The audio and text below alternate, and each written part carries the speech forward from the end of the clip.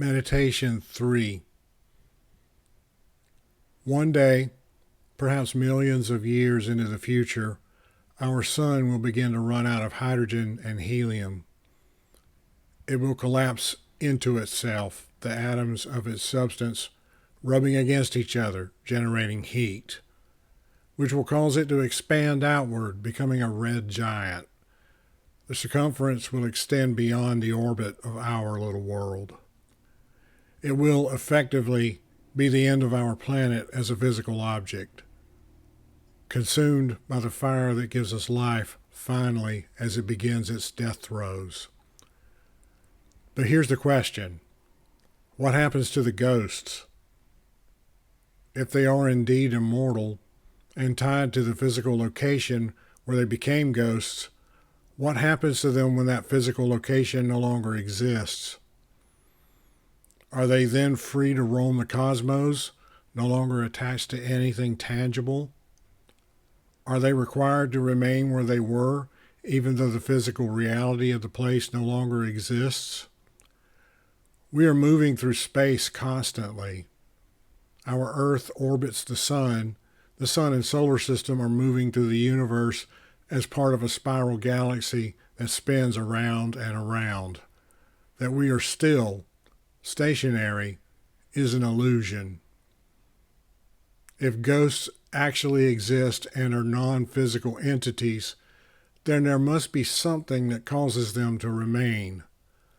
What prevents them from staying where they are and letting the earth move on, abandoning our world by remaining truly still, absolutely unmoving, allowing themselves to become separated as the earth moves on? So if there is some sort of law that requires spirits to remain attached to the place where they became spirits, when that place no longer exists, then it would be natural to assume that they are then free to roam wherever they want. In that case, can they exceed the speed of light? If they are non-physical, maybe they can. Of course, since they would be immortal, there would be no hurry. They could take eons to get wherever they want to go. All of this, though, brings up another question. One day, all of the hydrogen in the universe will be expended. There will be no more free energy that can be used. Physicists call this heat death, a total victory of entropy. What happens to our spirits then? They would be composed of energy themselves. Presumably, they would require that energy to be replenished in some way. What happens when there is no more energy? What becomes of the ghosts? Do they die again? Do they become ghosts of ghosts? Imagine such a universe, stasis settled in, no stars, no light, just gray, like an LED monitor that is on but not attached to a video source. Our ghosts would be a part of this. Unmoving, no longer able to move or feel or even awaken. No energy for the least thing.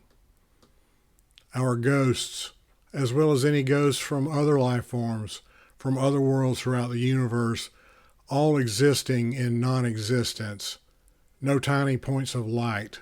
No islands of consciousness.